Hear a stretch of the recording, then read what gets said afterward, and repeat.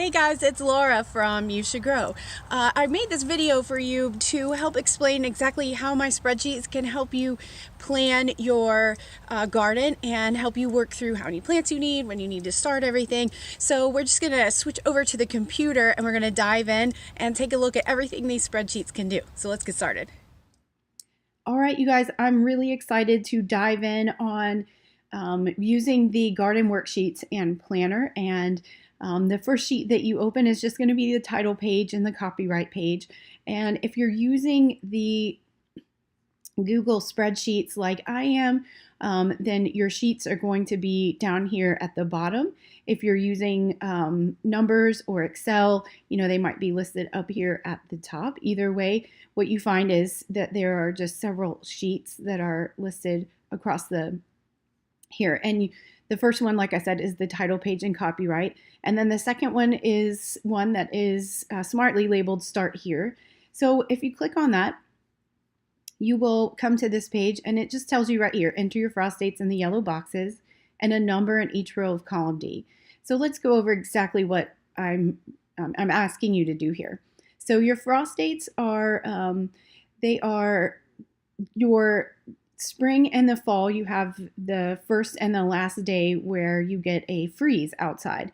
And you can easily find that. I will go ahead and add a link to how to find your frost date to make that easy for you. And then once you find it, you enter it here. Now this first frost date here in the United States, that's going to be in the fall.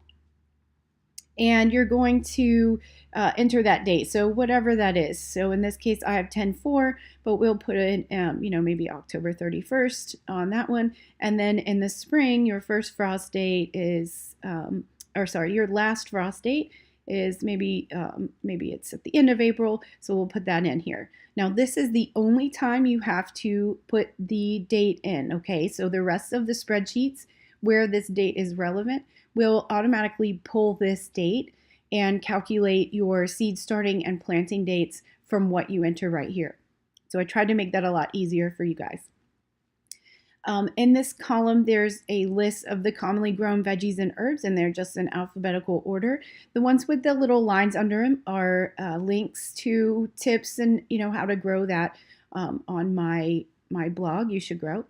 So if you are interested in reading those, you can click over to that. This one you can edit. It says editing optional, just to be very clear. And this one is, let's say, I've already entered in for you a suggestion for the number of plants to plant per person. But if you wanted to change that, it's perfectly fine to change that. The only thing I would not do is put a 0 in this one because of the formulas. It'll put an error in the formulas, but I'll tell you where you can put a 0 if you don't want to grow that. So you can edit this if you want to, but I already filled that out with some suggestions for how many plants you need to feed your family per person. And then this one is where you enter the number of people that you want to grow that veggie for. So let's say you have a family of 4 and you only the parents really eat the basil, so you maybe don't need a 4 here, you can put in a 2. And then down here with beets, I've entered a 0 because maybe you don't like to eat beets. And here in cauliflower, maybe if you don't like growing cauliflower because it just doesn't grow for you. Same thing with celery, you can put in a 1, whatever you want to put. So this column we'll use, so when you do this in Sheets, sometimes it'll slide with you. Just got to click back on it. If you can change these numbers to whatever you want them to be, but they automatically calculate how many plants you need in your garden. And this column will tell you the number of plants that you need, but this will also actually move over to your garden plan. So you don't need to worry about remembering this. And then again, here in this column, it says do not edit. This one is telling you how many square feet you need to grow your, so in this case, you need 4 square feet to grow 4 basil plants. And that is just helping you if you need to calculate how much space or figure out how much space you need in your garden. And again, at the bottom too, it'll add all that up for you so you can find out the total square feet you need to grow. And then this final column, option G, is just column G is telling you whether or not they grow well in containers. If it grows vertically, like for example, pole beans, They grow really well vertically and you don't have to do much training on them. But you, for example, like your this one, your melons. You can grow them vertically, but those are the ones you're going to have to be training. They don't send out the little curlicues that will attach automatically. And then there's some that say, will grow in containers, does very well in containers. If you need to edit, sometimes I formatted this so many times, sometimes it'll undo my spacing there, so you can just move your rows to make them wider if you need to.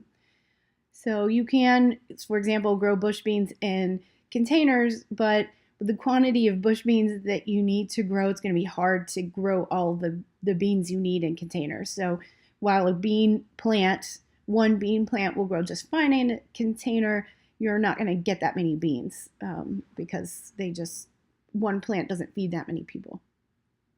So those are just some tips. You can, scroll through those if it helps you with your garden planning.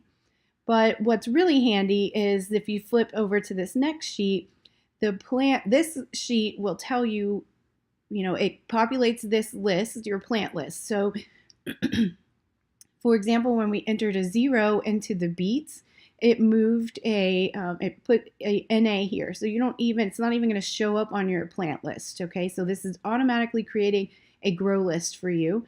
And you can, if you want to format it, you can format your spreadsheet to hide the NAs so that this row just goes completely away.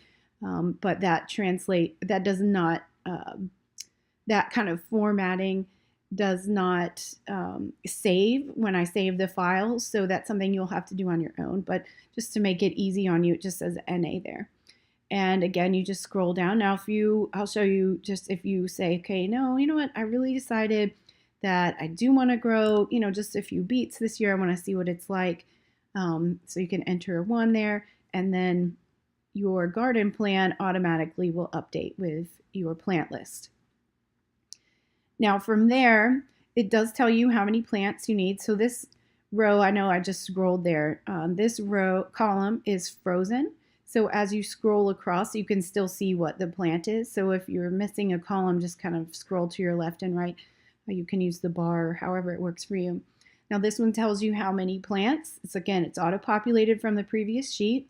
This one tells you when to start your seeds indoors, and you're going to get a range. So you can start your seeds indoors anytime between March the 19th and April the 2nd. And that makes it a little easier on you, so you know that you have to, fit it in your schedule within those dates. If the rows here are empty in these columns, that means that you don't generally want to start your seeds indoors for this crop. So those crops typically are started direct seeded into the garden, and that is over here in column E. It says direct seed within 2 weeks of this date. So again, it's giving you a range to say, somewhere on about this date, get your plants out into the garden. So that goes through all the way across. Now, bear in mind, again, like I said, the formatting will not translate to remove the rows that you aren't growing. So just remember, if it says NA there or 0, even though the dates are here, those are ones you're not going to use. And that is something that you can change the formatting on if you would like. So as you scroll across, we talked about direct seeding. If you did start your seeds indoors, column F tells you when to get your plants out into the garden, somewhere on or about this date. Okay. Then you have succession plantings. If succession planting is something you want to do, you can succession plant, for example, pole beans or bush beans. There is another sheet that will help you figure out those exact dates. But if you wanted to, just keep in mind, okay, I'm going to do some succession planting, or think about it as you're getting your garden planned out. And then in the following columns, we have the same information for starting seeds for your fall garden and for planting in your fall garden. And then a new column that I've added is your preservation planner, just to give you a heads up. These are the things you want to think about when you are planting it. You can freeze or dehydrate your basil, and that just gives you, or freeze, dehydrate, and can your beans. That gives you an idea of, if you're planning ahead to preserve for your winter food, preserve spring crops for winter eating. Just gives you an idea of what you can plan on doing when it comes time for harvest. The next two sheets that we're going to go over, those are your indoor seed starting guide and your direct seeding guide. So these sheets at the top, you'll see it says do not plant, do not edit, do plant, do not edit this sheet. And that is just to remind you that this is a guide. This is for information for you to use to help you get your garden seeds started indoors. And a few things that are really useful on this spreadsheet. In this column, this is, again, just information. I've already calculated for you the exact dates, but if you wanted to know, like, when are you supposed to start your basil, it's supposed to be started 6 to 8 weeks before you plant it out. So that's, again, just information. Or, for example, blueberries, where I recommend buying plants. It's not that you cannot start blueberries from seed. It's just that if you want to eat blueberries, you're going to be eating them a lot sooner if you go ahead and buy plants, and the plants are readily available. So, there's really no reason to start them from seed unless you just really want to see what that's like. Now, again, this is telling you when to start the deeds. It's when you want to start your seeds. And this spreadsheet really is just the location of all the formulas that are already populated across to your garden plan. So everything that's in here is in your garden plan. They're the same exact numbers, but they're just organized all into the garden plan for you. This column E is helpful when you are starting seeds indoors. Some plants like a warmer temperature, these are all in Fahrenheit, by the way. It's sometimes like a warmer temperature for seed starting, and some plants like a cooler temperature for seed starting. So I went ahead and just highlighted those for you so you can say, if you're starting a tray of 20 plants in the same tray, it's much easier to get good germination if you put the plants that like similar temperatures together. So you want to put your basil, with your eggplant, your tomatoes and peppers and things like that.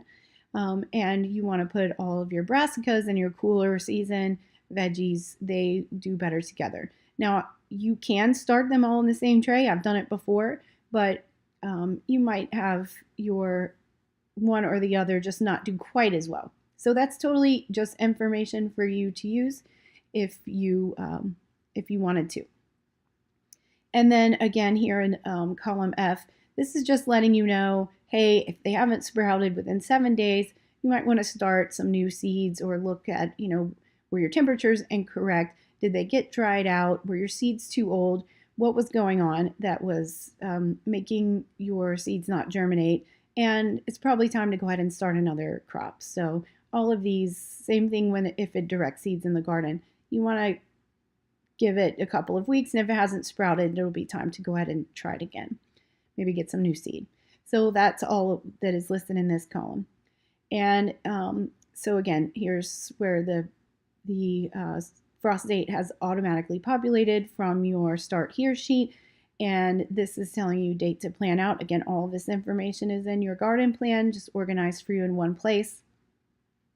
More information about succession planting. Now these are notes just to tell you, for example, just blueberries, like I said, buy multiple plants because you'll be eating a lot sooner. And you have to do different varieties because of their pollination. You have to have 2 different types of blueberries in order for them to make fruit. So, and it also says, acidic, they like acidic soil and they prefer to be fertilized once they're established, not at the time of planting. Just some tips for you, just based on whatever the plant is. Some things like I grow in the South, and one of my mistakes that I made when I was a new gardener was that I would sometimes plant things that really didn't like to grow in the summer heat. So I made a little note of that. These do best in the cool weather, and so if you're in a really warm climate, you can actually grow it through the winter, and that does better for you. So these are just some tips for each of the not all of them, but for some of the crops there. And then again, here's your fall garden information. So if you wanted to look through that, but you You don't have to sort through this sheet anymore. This information is populated for you in your garden plan, so it makes it a little easier to use the spreadsheets. This is basically the same thing for your direct seeding. You don't want to edit this sheet. It's all already done for you. Some information that is helpful though is, you've got your soil temperature range. So this date is good to know, but you gotta also pay attention to what your weather is actually doing. So sometimes the weatherman is incorrect, and you might need to wait a few days. You want to check and make sure your soil temperature is warm enough or not too hot for your seeds to germinate. So again, some notes and the fall garden plantings. They are listed here if it's appropriate. In this column, you can enter your direct seed date actual if you want to, just to keep notes, but you don't have to do that. This sheet is just a little sheet that will help you figure out your succession planting dates, and it also gives you an idea of which plants are appropriate for succession planting and how many succession plantings you can expect to get for most gardeners. So, for example, cucumbers, you could probably get in one succession planting, but they're going to be very frost tender, so they're not going to survive. You won't be able to get the plant to grow through a frost and produce fruit if you plant it too late. So the second and third succession plantings aren't really appropriate in those cases. Same thing with melons. So this is just to help you determine when. So let me just show you since we're here. So let's say for your beans, let's say down here I would have gotten them planted, about the middle of March. And so then it's going to tell me exactly when the dates are. So that's how that works. This tells you how many days apart, right? So your first planting is 14 days from your first one, and your second planting is 28 days. But once you enter the date here, then the dates fill in across the board. So that is your succession planting sheet. And then the last two sheets are really just journals, just areas for you to fill in information so that you can remember from year to year what you've grown and how well it did for you. So this one is, let's say you started some tomato seeds and you tried out the Cherokee Purple, which is one of our favorite varieties, and you started the seeds at the end of February. In this column, here again, we're going to just shift this and make it so that the words aren't split up. You don't have to do that, but you enter the number of seeds that you started and how many of those germinated, and it'll calculate a germination rate for you. You don't have to know this information, but it might be helpful if you are thinking, maybe my seeds aren't germinating very well and I need to evaluate what's going on. And so sometimes you want to know that information, but you don't have to enter that. But it is very helpful to know the date your first fruit was harvested. And this is going to be great when, let's say you're looking for something that is ripening really early in your garden. You're impatient, or you can't wait for your tomato, so you want to know which one was the first to produce fruit. And that's why this is really good information. You can, even once you have this all filled in, you can sort it. So you can sort your sheet from like earliest to latest or latest to earliest. So that's something you can do after you have it all filled in if you wanted to know that. You can also use conditional formatting to highlight the ones that are the earliest, if you know how to do all of, if you're a spreadsheet nerd. So this column is for you to put, say you had some wilt problems in your garden, but you noticed that one of your plants really tolerated that well and continued to produce, and you want to make a note of that here so you can remember to grow it next year, and why you want to grow it next year. And then quality of the fruit, quantity of the fruit, other things you might want to take note of. And then just put a little yes or no if you want to grow that variety again. This is all just for your information. If you don't like what's in the top here, the only thing that is a formula is this one. And if you don't want to know that, feel free to change it. It's just a suggestion. And the last little journal area is your food storage and inventory journal. And it's just a space for you to say, okay, I canned some stewed tomatoes this year, and I got in 12 jars, so I have 2 left over from last year, so I have 14, and that's just helping you keep an inventory. It's, again, just for you keeping track of what you have and what you want to do, and it's sorted into canned, frozen, dehydrated, and then if you want to keep track of when you're using it, you can put all that information here. Again, this can all be changed if you don't like this or you never want to look at it again. You don't have to use it, but it can be helpful if you're really trying to produce food for your family. This information is really helpful for keeping track of what you have. And one thing I do suggest is when you get the spreadsheets, they are, if you get them in the Google Sheets format, they are not editable. So I have done that to protect the spreadsheets from getting edited and having the formulas messed up. So when you first get it, you want to go over here to File, and you want to make a copy. And when you do that, that's going to make a copy that you can edit. So that's all you have to do. This is also useful if you want to make a new spreadsheet for every year. So let's say you fill this out for 2019, and then January of next year you're ready to start planning your next garden. Just make a copy, and you can start over for 2020. And then each one, I would change the title up here to 2019. Whoops, 2019 or 2020, whatever it is. And then you have all of your information stored in one place. It's easy to find. So if you want to download this sheet and use it in Excel or in Mac, on your Mac, you want to download as, and then choose the appropriate document. So your Excel format or the CSV, however it is that you want to download this information. And that's why I thought this was a useful way to share it with you. But I hope that you find that this is much more user-friendly and gives you all the information in one convenient place, plus all of the little details that are helpful when you're getting started, all in one spreadsheet, one file, so that you can quickly find the information that you want. But I think that this is much easier to use and a lot less confusing, especially if you're a beginner and you just wanted to know, what am I supposed to grow and how many. This makes it much easier to do that. You just want to start here, and then your garden plan is all filled out for you here. So I hope that you enjoy using the spreadsheets. I think that they're really helpful.